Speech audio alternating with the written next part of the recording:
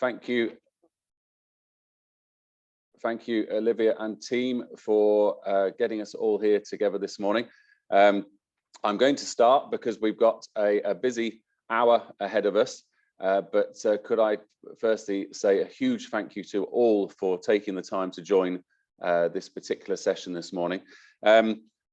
This is very much part of a very strong relationship that we have with Worcestershire County Council and the Clean Growth team. And these sustainability forums are all part of a programme that we run across the county and over into Herefordshire as well, and across the marches. So you're very, very welcome this morning. Could I first of all just take this opportunity to publicly say a thank you to somebody who's not actually on the call, but had an awful lot to do with the fact that there are so many of you joining this morning and that this particular forum has been a success. Simon Helmer is a name and a face you would have probably seen a lot on these calls. But I just wanted to say a huge thank you to Simon. He's moved on to new projects. But he put a lot of work into this relationship with the Chamber and with the Clean Growth team and everything to do with business energy efficiency and low COP. So a huge thank you to Simon. This is being recorded, so if he does take a sneaky look at this recording at some stage, you'll know he got a name check.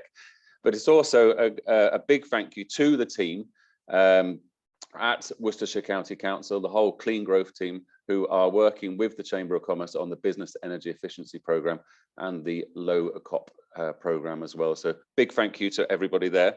There is a lot going on in the sustainability field. As we all know, there's a lot in the press, there's a lot being discussed in business circles.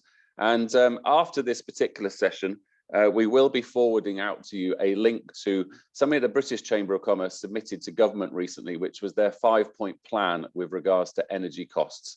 Now that's obviously is a very relevant subject at the moment, and we'll be coming off the call at 11 o'clock, so you can quickly get onto the radio or the television to hear what Liz Truss has got to say, because I believe she's speaking to Parliament at 11 a.m. So that'll be an interesting point there. But as we all know, we have a personal responsibility and a personal interest because of our household bills. But certainly as far as the Chamber of Commerce and the British Chamber is concerned, it is the business costs that are going to be of particular interest this morning, and we'll see what happens there. But that brings me very nicely down to a request for you all. Also after this event, we will be sending out a link to our quarterly economic survey. As it might suggest, this is run 4 times a year, but the results quite literally go to the British Chamber and into central government. I was at the Department for Education yesterday, particularly discussing the results of one of the recent surveys. So it is a voice to make sure that your voice gets heard. And so when that link comes out, if you haven't taken the survey, or if you haven't seen any of the LinkedIn posts about the survey, please do complete it. You've got tomorrow or Monday to finish it, because it closes at 5 o'clock on Monday. And could I also just highlight an area and an opportunity for you, which is to allow you to share best practice, perhaps collaborate with each other and perhaps meet each other. And who knows, those particular meetings may well lead to beneficial business relationships. And that's our expo. Now, our expo is renowned for being one of the largest events that we hold as a chamber. We have 2 of them per year. The next one, October the 13th, at the 3 Counties Showground in Malvern. Stands are selling out fast. People are registering every day for that particular event, and it is going to be a fantastic opportunity to meet. So please put the whole of your day or part of your day, or even an hour, to come over to Malvern and just to meet up with numerous businesses across all sectors. And you never know who you're going to meet at these particular expos. And I will also be sending out details, or as I said at the start, this particular forum, the Sustainability Forum, is very much part of the overall relationship for the Business Energy Efficiency Programme and for low COP, low carbon opportunities. So 4 or 5 times a year we hold these events, but throughout the year there is advice and opportunity for you to make savings within your businesses and to reduce the carbon that you might have within your organizations. And so as part of the communication coming out to you after this particular event will be the survey, will also be the 5-point plan from the British Chamber. but most importantly will be links to BEEP and to low COP, so that you can have a look at that to see if there are ways in which your business can benefit. And there are indeed, I'm pretty sure, looking around the list of names, there are some businesses on the call today that will have already had taken advantage of those offers and those advice and grants, but it is worth investigating at this time and as we go forward into the future. So we're going to go towards our speakers now. We have 3 speakers this morning. What we thought we'd do, because it's quite a busy morning, is that we would wait for questions at the end if we have time.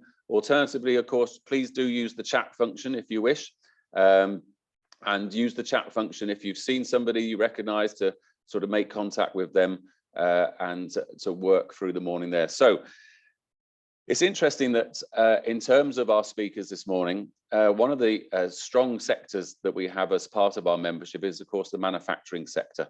And in the manufacturing sector across both counties, there are challenges in all aspects of their business. But of course, sustainability, energy, and looking at ways to reduce cost and to reduce carbon are key. Our first speaker this morning is Marcus Howarth. He's the managing director of a company called Industrial Air Power, and he's going to talk to us about compressed air, the cost of compressed air, and how perhaps we can drive that down. So, Marcus, if you don't mind, with any further ado, I'm going to hand you over. I know there'll be a slight pause while you share screen. So have a sip of coffee, folks, and it's over to you, Marcus. Good morning, all. I'm going to take 15 minutes of your time really to explain Industrial Air Power, what we do and how we can help your business. If you're manufacturing, how you can be more productive, efficient and reliable with better use of your air compressors. A lot of people don't think about the associated cost with air compressors, but I'll just go through a few slides with you, and you just bear with me.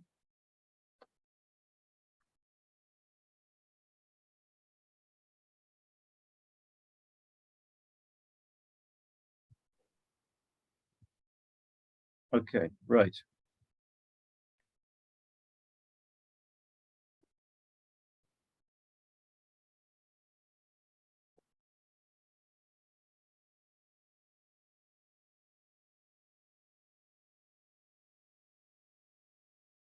Okay, so 10% of global industrial energy is used by compressed air in the industrial use. It's amazing, isn't it?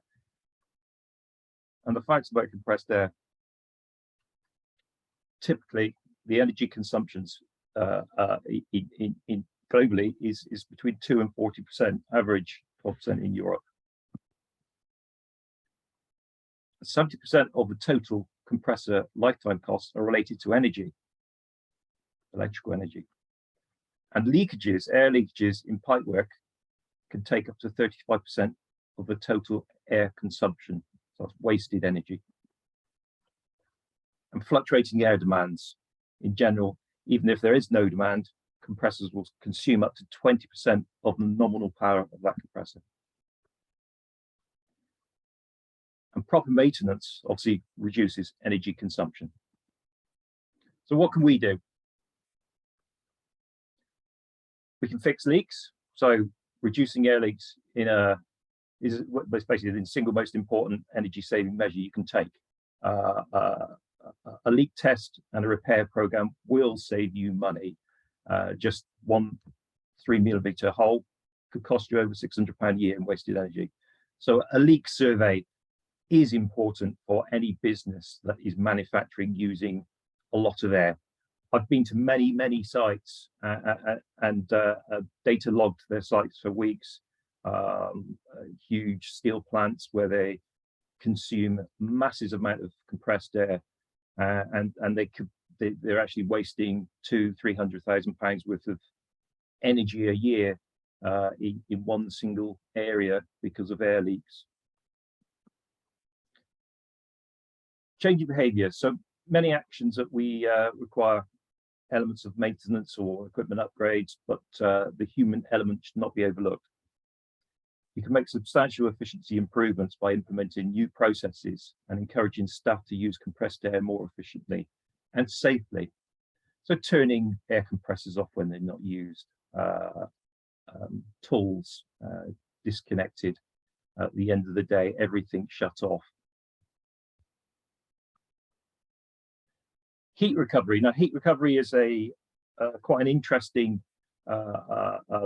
area of compressed air. A lot of people don't know that the process of compressing air, you'll get a lot of heat. So as much as 95% of the energy consumed by a compressor is converted to heat, and unless captured, will be wasted into atmosphere. So many manufacturers and distributors like ourselves offer heat recovery systems, which can be retrofitted to your existing equipment or ordered with the new equipment. And so that will use the exhaust air from your compressor. So that can be ducted into the, let's say, production hall, warehouses to heat the site, or indeed from the coolant side of the compressor, you can then use the hot water, if you like, for any processing, showers, your toilets, part of effluent plants, let's say, anything that you think you might need hot water for. So if you see that little drawing there, so the ducting on the top of the compressor will then move the hot air to wherever you want it. So you see the compressor's heated cooling air can be utilized to increase ambient temperatures of any room. I've seen it being used in big production halls. BMW in Hampshire use it. The main production site is all heated with compressors. And again, you can take the heat of the oil cooler through an exchanger plate and heat water via the compressor, which can then be used for whatever you need. And that can be stored and used as part of your process of any process. So as a good example there in a brewery. So they're cleaning bottles, let's say, they can use hot water, or indeed it's cheaper to obviously heat warm water than it is cold water. And controlling our air a bit better, so reducing pressure at points of use, switching off compressors when there's no demand for air, and installing energy management systems can all help identify wastage and take action. That's quite important. A lot of sites leave big compressors on overnight, and occasionally they will cycle up to cool themselves down to check the electronics are working. But they're costing you a lot of money by literally doing nothing but starting up and shutting down again.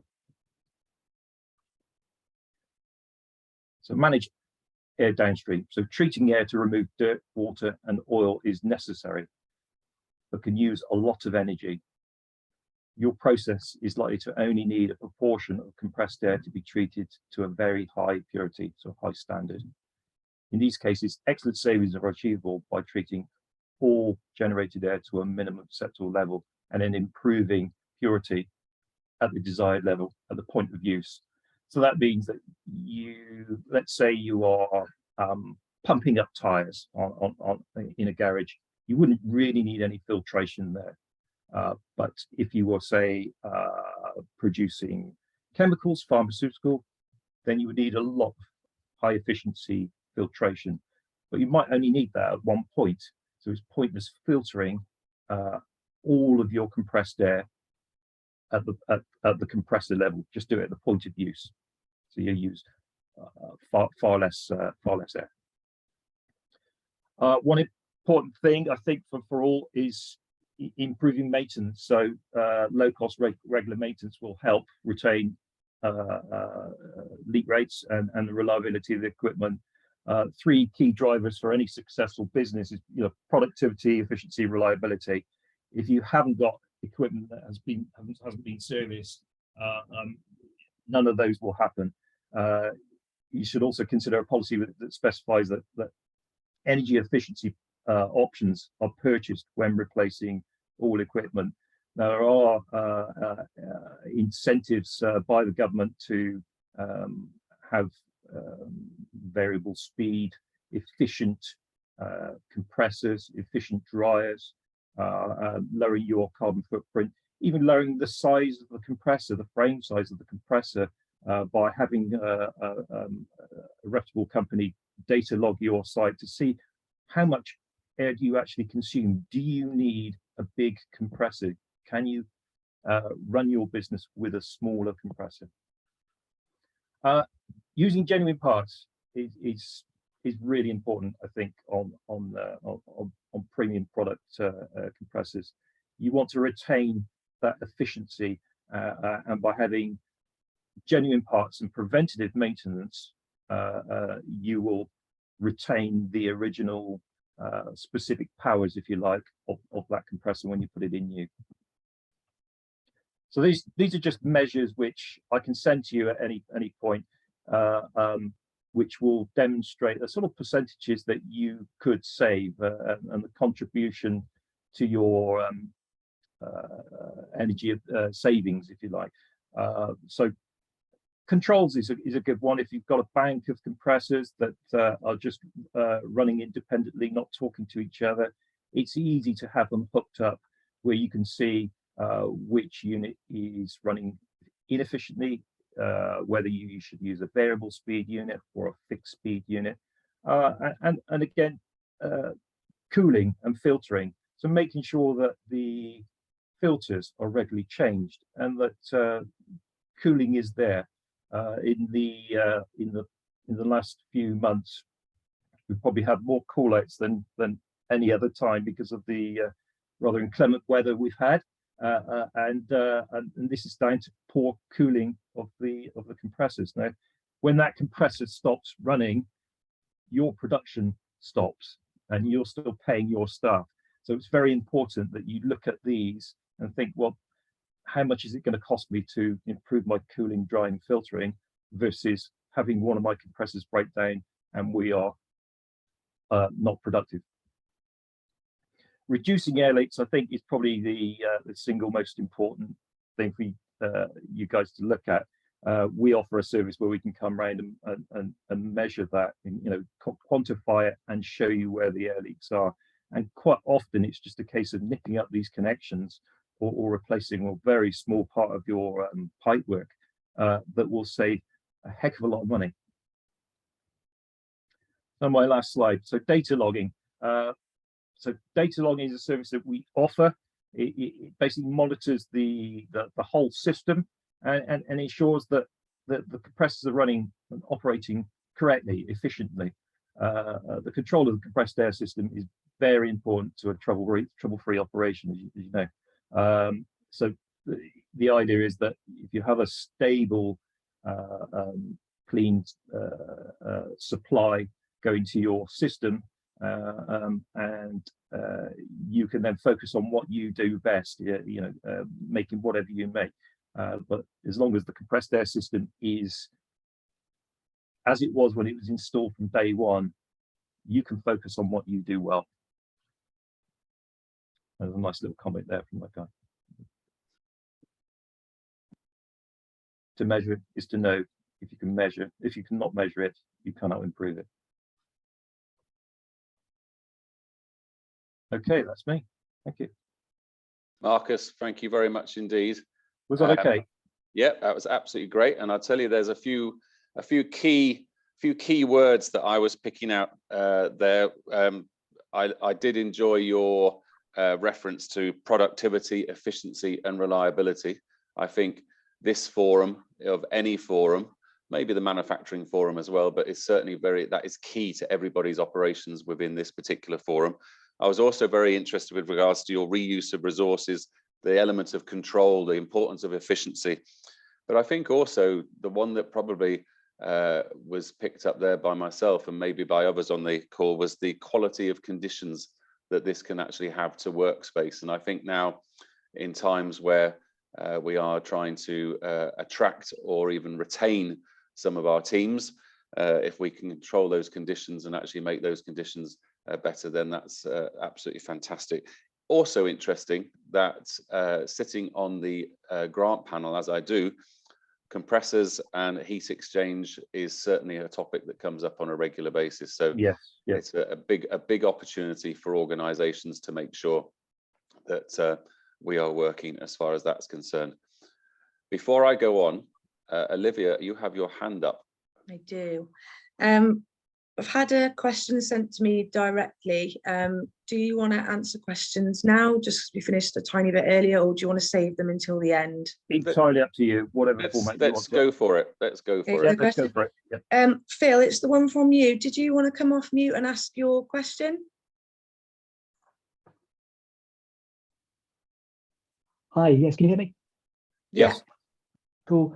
Yeah, Marcus, thanks. Really fascinating presentation. I had no idea of the scale to which compressed air was a massive consumer of energy and so producing carbon. So that was an eye-opener. And the question I've got, I mean, I've been marketing technology and engineering for many years, and it's often interesting what people are and aren't interested in compared with what we think is important. And to what extent do you think your customers are interested in sustainability and carbon reduction?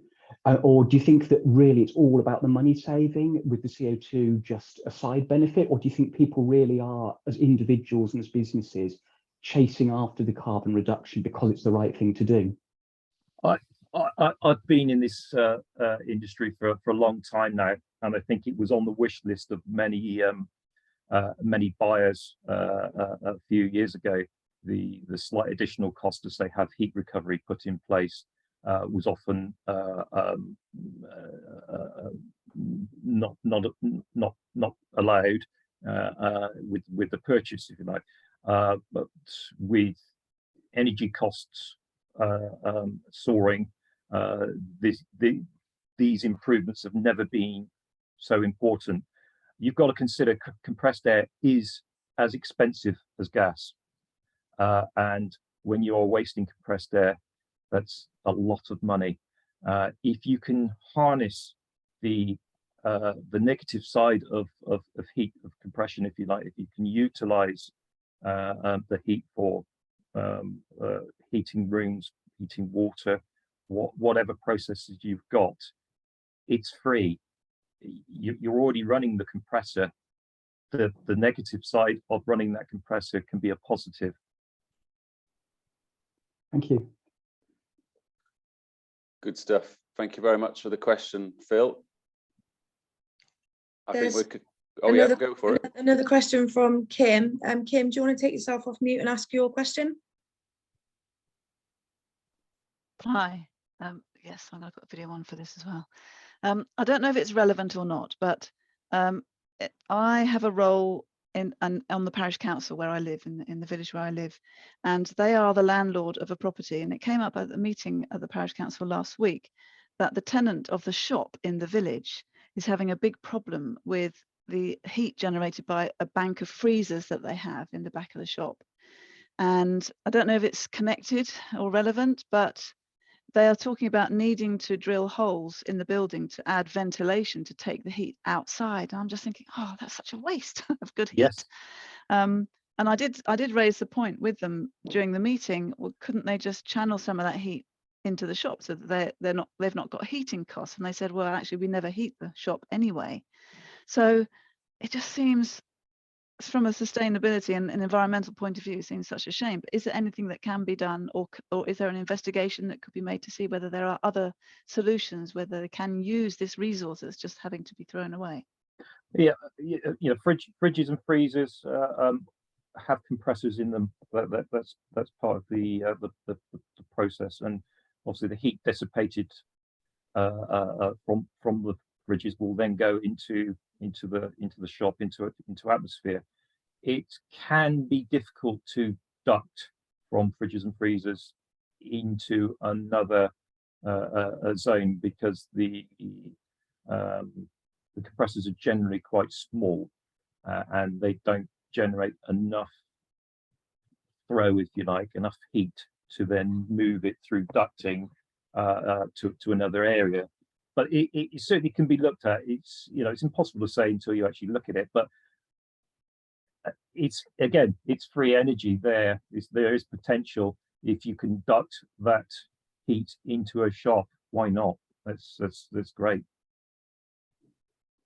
Okay, I can have one of my guys look at it if you wish. thank you. I'll make contact with you on LinkedIn. Thanks. Okay. Thanks, Marcus. Thanks. Anything's better than drilling holes in the wall, I reckon. Yes, yes. And they say they need one big hole for each freezer because the heat it's throwing out is huge. Yes. Anyway, yes, I agree. Thank you. We may have a solution. Any more questions, Liv? Nope. Cool. Good stuff. I have a sneaking suspicion that our next speaker will also have some input into the issue of whether or not people are doing things for cost or doing things for benefit and for sustainable reasons. I'm now going to hand over to Matt Thomas from ESG Partners. Everything to do with environmental, social governance, and also the 5 levels of sustainability. So Matt, no further ado, I'm going to hand over to you, sir, and you can take us through. Thanks very much, Robert. Thank you, Marcus, too. I'm just going to share, hopefully, my screen. Can everyone see that okay? Is that good? Yeah, we're looking good. Brilliant. Right, so thanks very much. Firstly, thank you very much for the opportunity to speak today. And I've got 20 minutes, and I'm going to try and compress into 20 minutes what maybe I would normally spend an hour or so doing. So I'm going to race through some of these things. So I apologise for that. But this came about, the 5 levels of SME sustainability came about for me about a year ago. And I was talking with a Worcestershire business owner who, looking at everyone on the screen today, I think some of you probably know quite well. And over time, they do a lot of work with government and larger organisations. So what they're finding is just to get onto sort of preferred supplier lists, they're now having to jump through more and more sort of regulatory hoops. And they're having to put in place a lot more sort of rigorous governance and such like, a lot of it around sustainability, as you can imagine, just to be in with a chance of being looked at, let alone actually winning the business. And we're having this conversation, and they said, we all know about, we've got to be more sustainable. We know about that, but what does it actually mean? What does it mean to a business to become more sustainable? Because it isn't just about net zero, although that's a huge thing, don't get me wrong. So what does it actually mean? What is my business going to look like as I become more sustainable? And I gave him an answer, but it was a bit of a kind of rush one. And I went away and I thought about it. I thought, actually, you could give this some thought and really make quite a good sort of model, a framework from it. So that's where the 5 levels of SME sustainability came from. Now, very, very quickly, a bit about ESG Partners. We deliver expert training and management support for businesses that are integrating sustainability and ESG, and I'll come to ESG in a moment, into their business. But quite often they don't really know where to begin. They know they need to do it, but they don't know really where to start. So that's where we can help.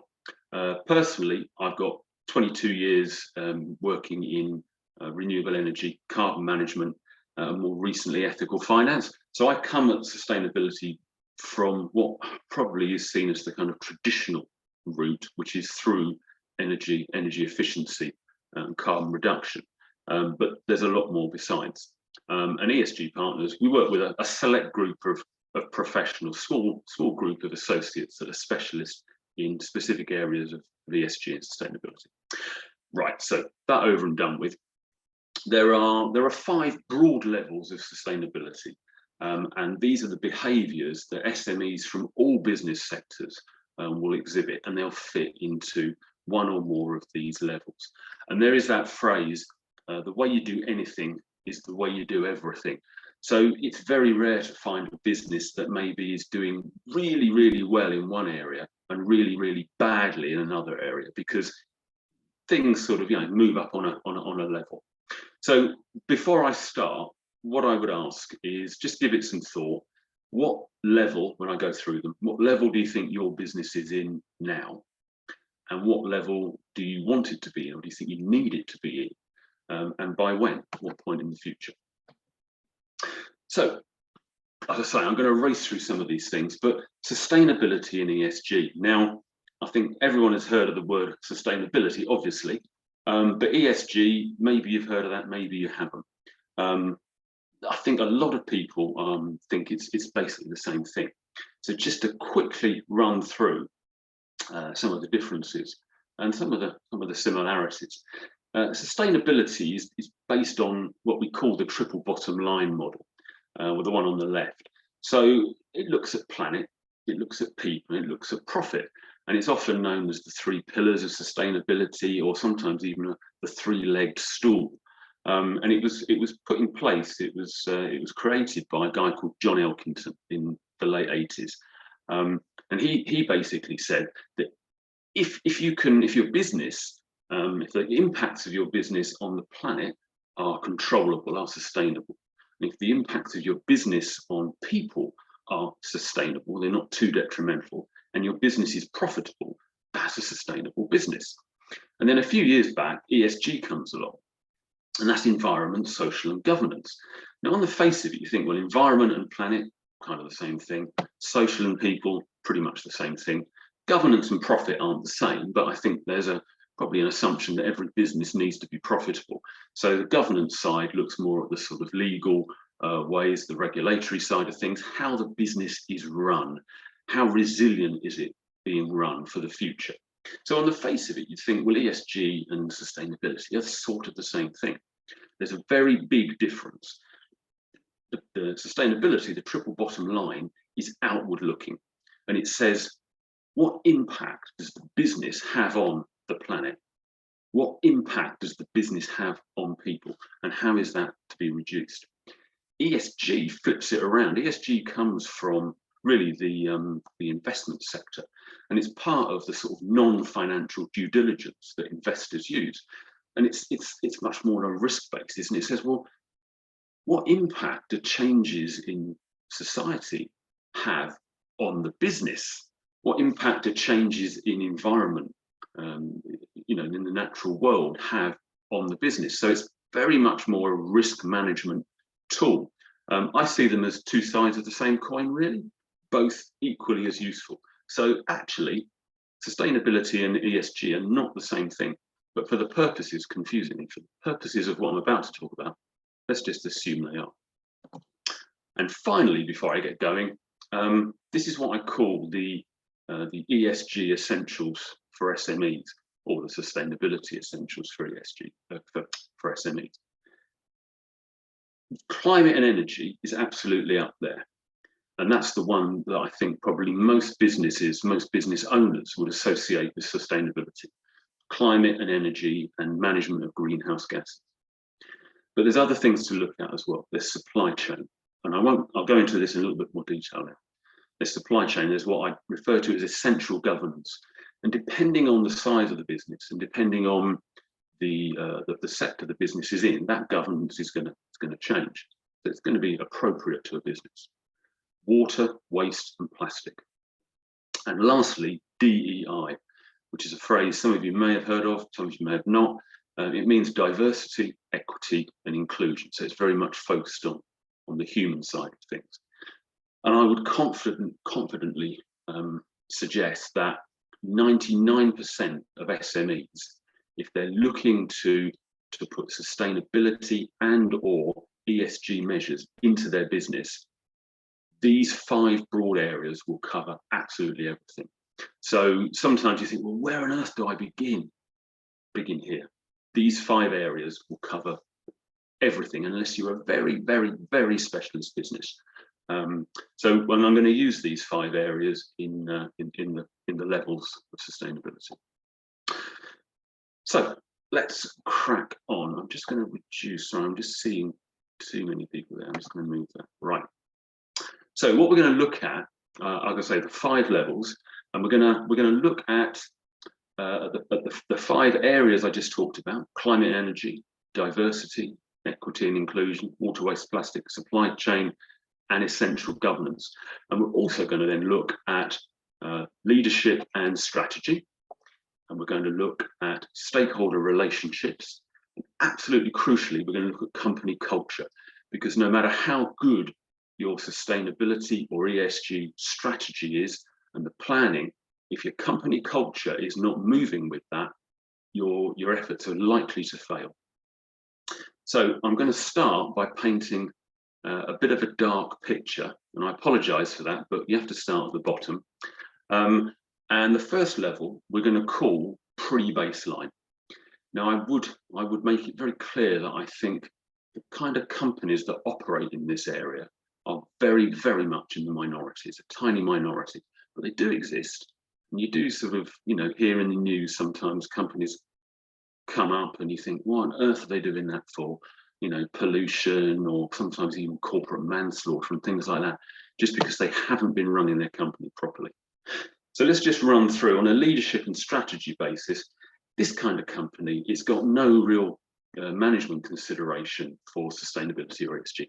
It's just not on their radar. There's no consideration to greenhouse gas emissions management.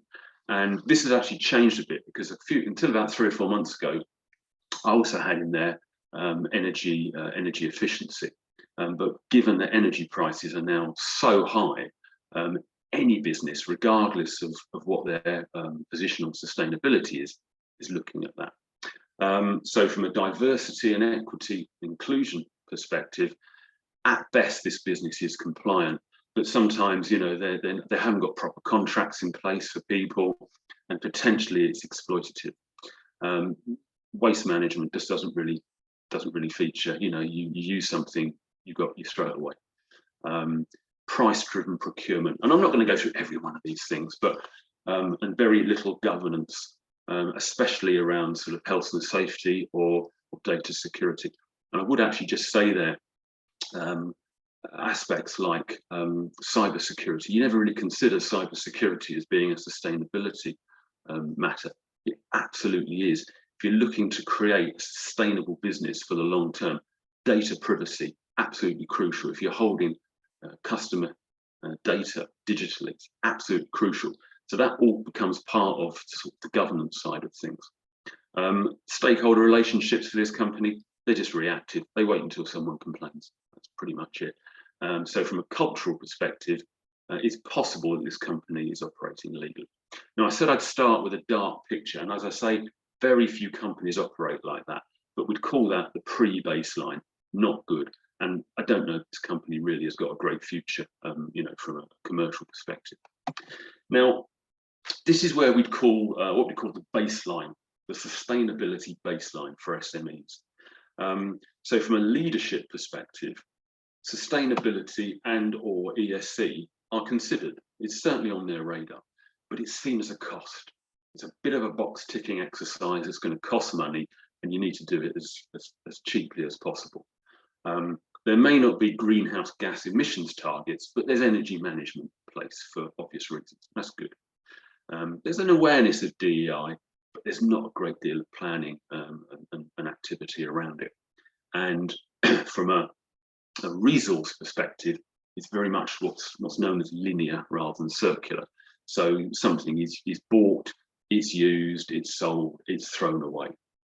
There's no sort of cyclical element to it. Supply chain is based on price and quality. That's really about it. No other considerations. And there's governance in place, and it ensures the legal requirements. So I would point out that this company is working absolutely legally, completely legal, a reputable organisation. It's just not doing a great deal insofar as sustainability is concerned. Proactive where needed on stakeholder relationships, and it operates, as I say, within the letter of the law. So it does what it needs to do. And then it starts to improve now. We have what we'd call the transition level. And I would suggest that I think the vast majority of UK SMEs are operating within the sort of the transition and the baseline level. I think that's really where we are at the minute. One of the big differences with the transition level from sustainability and ESG is that from a leadership perspective, it's regarded as an aspiration. It's not seen as a cost, it's an aspiration. They may not really have got going yet, but that's a huge jump because they're saying, we need to do this, we want to do this. How do we go about doing it? So that's a leadership and strategy that can really be built on. From a climate and energy perspective, they've probably got their emissions footprint. They know how much energy they use, they're managing it, and they're starting to put reduction measures in place if they haven't done already. There's a commitment to DEI. It may not be huge from a planning perspective yet, business planning perspective, but there's a commitment in there and there's an understanding from the leadership. Waste management and recycling is in place. Excuse me. And the procurement process is looking at a wider range of factors, not simply price and quality. It's looking at other things as well. And from a supply chain side of things, one of the big areas of ESG focuses on is sort of downstream modern slavery. Once you start going overseas for goods suppliers, you really need, it depends obviously whereabouts overseas, but certain parts of the world, modern slavery is very much prevalent, and you need to be eradicating that from your supply chain. And from a transition level perspective, the stakeholder relationship side of things, there's a plan in place, there's an engagement plan there. They know who their stakeholders are and they're starting to talk to them properly. Not simply about just product transaction or whatever, it's about wider things. The company culture, crucially, it's an aspirational culture. So the business from a leadership perspective is aspirational and it's bringing the workforce with it. And they're operating within the spirit of the law. They're not simply saying, well, what can we get away with legally? They're saying, what is it that this law is trying to make us do? Let's capitalize on that. Let's use it as an advantage. Let's define an opportunity from it. And that really is where ESG comes in, because, as I say, it's a great risk management tool, but equally it's fantastic at identifying and evaluating opportunity, commercial opportunity. This is where it starts to get really interesting now, I think, anyway. The next level up, the second one from the top, is what we'd call the strategically aligned business. And as it says, this is where sustainability has been built in to the company's strategy. So the behaviors of this company are different from the ones before. They're not simply thinking, well, we need to start becoming more sustainable. They've actually built it in to their strategy. And there are a few businesses that I'm aware of in Worcestershire, and DRPG is definitely one of them that is at least in this strategically aligned level, possibly even the one above now. So they've brought sustainability and or ESG into their strategy. They've changed their business model. They're not simply adding a bolt on here. It's been properly built in. They've got a net zero target in place and it's properly resourced. From a DEI perspective, they've got integrated with their core values as a business, which they've set out. And they've put grassroots initiatives in place to ensure that it is properly supported. There's a circular business process in place when it comes to resource use. So it's not simply about recycling, it's about designing in repairability to product, for example, designing in the use of resources in a much more circular way so that waste is minimized. Waste is then seen as a resource in itself. From a supply chain perspective, they're very much on top of their downstream, their own suppliers, and they're working with their upstream supply chain to accommodate their requirements. And what we're really starting to see now, certainly from the supply chain angle, is that there's a big downward push. So from large organizations, corporates, government, that push is coming down, and you've got to, if you're a supplier of one of these companies, you've got to be, you've got two things really on your plate there. You've got to be looking at what the requirements are from your customers, and then if you're using suppliers to help fulfill that customer their orders, you've got to be looking at your own supply chain to be saying, are the requirements from above being reflected in the suppliers I'm using downstream in my supply chain. Sorry, just pulled one of my earphones out. From a stakeholder relationship perspective, a strategically aligned company has got that engagement plan in place, and there's activity and operation all ongoing. So they're really on top of that. And from a cultural perspective, they're very much focused on quality, focused on a culture that incorporates their sustainability values. So they're not there yet fully, but this is a company that is just under what you'd call a sustainable business. And I think you can see there's a big jump between the transition level and the strategically aligned level. And then finally, 5 minutes. This is what, Matt, 5 minutes. Oh, brilliant. I'm almost sort of through. Great stuff. Finally, you've got the sustainable level. Now, you may have heard of B Corps, benefit corporations.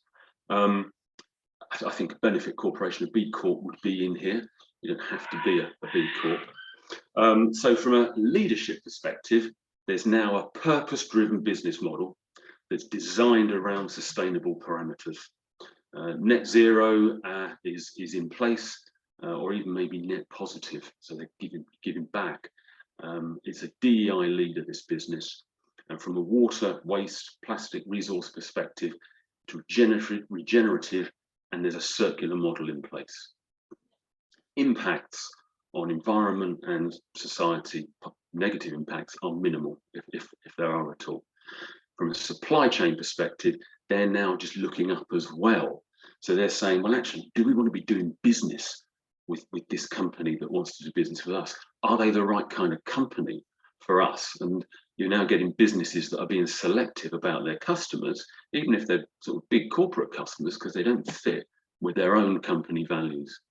From a governance perspective, there's a whole structure in there that underpins that sustainable business model.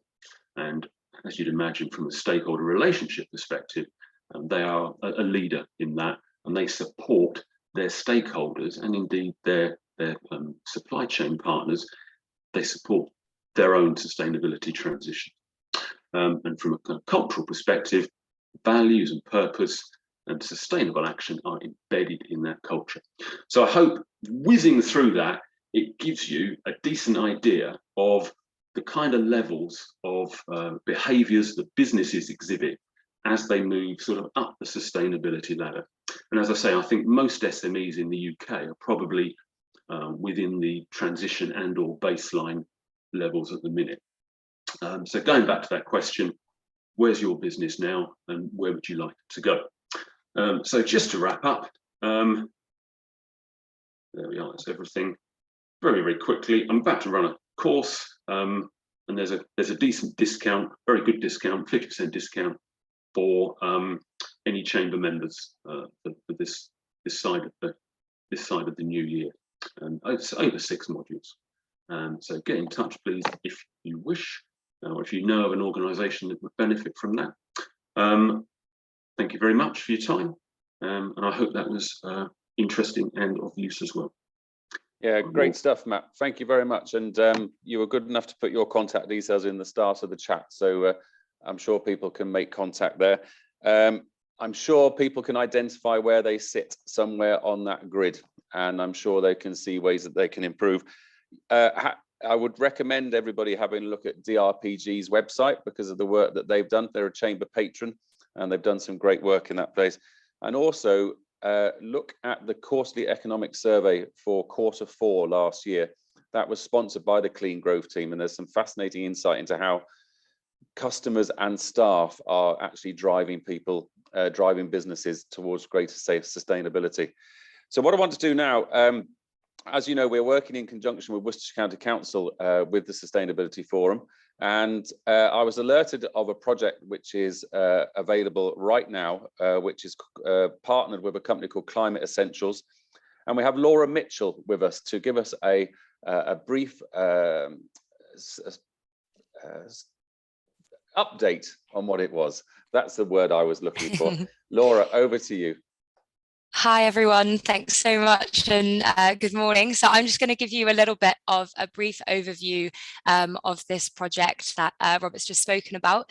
So this is the decarbonisation portal, which is available for all businesses in Worcestershire and is in partnership and funded by Worcestershire County Council. So I work for an organisation called Climate's Community, and our platform is called Climate Essentials. And what this project is able to provide for all businesses is a 1-year license to our software Climate Essentials. And on this software, you're able to measure and track your business's carbon emissions across all of the greenhouse gases. And so you can then measure, you can benchmark them and understand kind of what that means. We understand that, just getting a number at the end isn't very useful, so we contextualize it and explain a little bit about what that means, and you'll get also a reduction strategy. So I'll go into that a little bit on the next slide. But why you should be doing this, I mean, you're all on this call and in this forum, so you know how important this is. But obviously, again, just to reiterate, it's for your green credentials and carbon regulations, and also responding to supplier and customer demand. And again, of course, it's been mentioned so many times, the cost of energy crisis and living crisis. So reducing some of those costs is always really important. So then another thing to flag is we're working as part of a load of other projects which have been going on within Worcestershire. So if you've been part of any of the energy audit projects, then we would be able to upload your energy information into the back end just to take away one extra step and simplify the whole process as well. So if you've been part of any other project, you are more than welcome to sign up as well into this project, and it actually skips one step too. This is just an example of one of the screens on the platform to kind of highlight to you exactly what we can offer.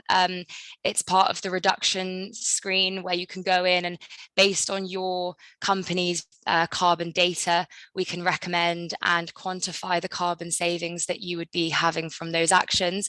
And so you can really start to see, what are your easy wins? And if you want to make a pledge, what actions do you actually have to take to achieve that pledge? So we're really just trying to demystify all of this because we get that it can be quite complicated. So how do you get involved? I've put a QR link here, so if anyone's got their phones, feel free to scan this now. I'll also put a link in the chat where you can access this link here, which will take you to the sign up page. All you need to do is input some information about your company, and then you can select an onboarding date. And something that's also quite exciting about the program is not only do you get the access for a year, but you also get a session with us at within the team to go through the platform, and we'll help with answering any questions, going through data entry, and really just some climate science as well. So fingers crossed that sounds like something interesting to everyone. And it's, as I said, totally free because Worcestershire have paid for you guys to all be part of this program. So please do sign up, and I'll put the link again in the chat. So hopefully I'll see a number of you on the onboarding calls coming up that we have. So thank you very much. And that was very brief. Happy to answer any questions, and I'll put again the email for questions as well in the chat too. So thank you. Thank you, Laura. That's brilliant. And that was a fantastic whistle-stop tour through that opportunity. So well, full marks for that. Thank you. Kim did put a question in with regards to Herefordshire. With BEEP and low COP, it does go across the counties. Does this one go across the counties, or shall we research to see if that is available in Herefordshire? So at the moment, this particular project and the sponsored licenses are for businesses in the Worcestershire area. Great.